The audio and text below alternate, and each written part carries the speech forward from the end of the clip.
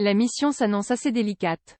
Vendredi et samedi, la sélection libanaise de tennis affronte l'Ukraine dans le cadre des rencontres des barrages du groupe mondial e-barrage pour la Coupe Davis, sur les cours de la Hala Tenisova Aquawit de Leszno, Pologne.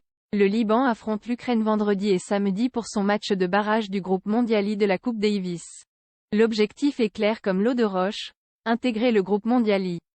La mission ne semble pas impossible, même si la formation ukrainienne aura un léger avantage d'évoluer presque à domicile, dans la mesure où la Pologne et l'Ukraine sont limitrophes. À cette occasion, Fadi Youssef, capitaine de l'équipe du Liban de Coupe Davis, a convoqué Benjamin Hassan, ATP 325, Hadi Habib, ATP 424, et Hassan Ibrahim. De son côté, le nouveau capitaine de l'Ukraine, Orest Tereshchuk qui a succédé au légendaire Andrei Medvedev, a fait appel à Alexander Ovcharenko, ATP 378, Vladislav Orlov, ATP 387, Vyacheslav Belinsky, ATP 619, Ilya Beloborodko, ATP 832, et Vladislav Manafov, ATP 142, en double. À titre de rappel, le numéro 1 libanais, Benjamin Hassan, qui est né à Merzig en 1995, joue pour l'Allemagne dans le circuit ATP, mais défend depuis quelques années déjà les couleurs de la patrie de ses parents en Coupe Davis. Les préparatifs sont excellents, a confié Benjamin Hassan à ICI Beyrouth. J'essaie surtout de me préserver pour vendredi car je sors d'une période intense avec beaucoup de matchs dans les jambes, ajoute-t-il. Je viens d'enchaîner plusieurs tournois consécutifs. Dubaï, Thaïlande, Koweït, mais je pense être prêt. J'ai acquis beaucoup d'expérience en 2022, souligne-t-il. Je connais bien nos adversaires ukrainiens même si je n'ai encore jamais joué contre eux. Ça va être intéressant et que le meilleur gagne. Cela dit, je suis persuadé qu'on a de bonnes chances de faire un bon résultat surtout que le Liban et l'Ukraine sont assez proches au classement ATP.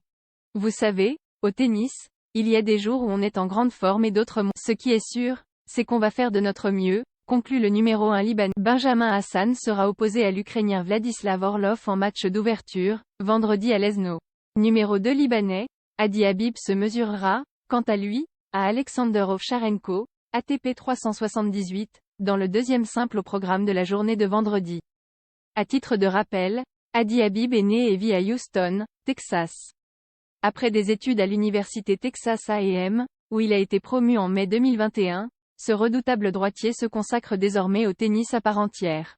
Historique du Liban en Coupe Davis, l'équipe libanaise de Coupe Davis dispute pour la première fois la compétition en 1957 lorsqu'elle accueille la Nouvelle-Zélande à Beyrouth. Défaite 5-0, elle affronte également la Colombie en 1959, la Finlande en 1962 et l'Égypte en 1963. Elle refait son apparition en 1969 et dispute 4 autres rencontres jusqu'en 1974, sans toutefois trouver la voie du succès. La guerre civile libanaise entraîne le retrait de l'équipe pendant plusieurs années.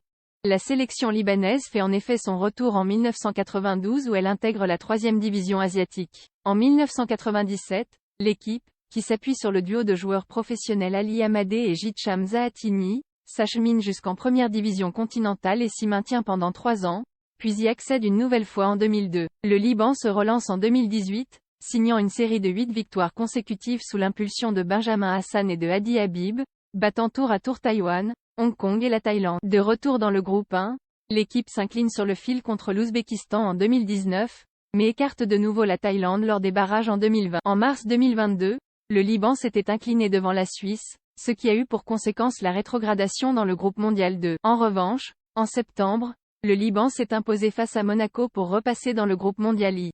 Bien classé malgré tout, le Liban n'a certes pas la réputation d'une grande nation de tennis, mais le pays du Cèdre est malgré tout classé 6 places derrière l'Ukraine dans la hiérarchie mondiale. Un écart minime. Dans un pays ravagé par une crise économique impitoyable et dévastatrice depuis 2019, le sport libanais n'a pas été épargné. Aussi, la Fédération libanaise de tennis n'a pratiquement aucun sponsor. L'argent provient principalement de la poche privée du président de la fédération, Oliver Faisal. Dès lors, il n'est plus étonnant de voir les nombreux jeunes talents quitter le pays pour aller se perfectionner ailleurs. Ces expatriés cristallisent les meilleurs espoirs du Liban. Croisons les doigts. Makram Haddad 2 février 2023.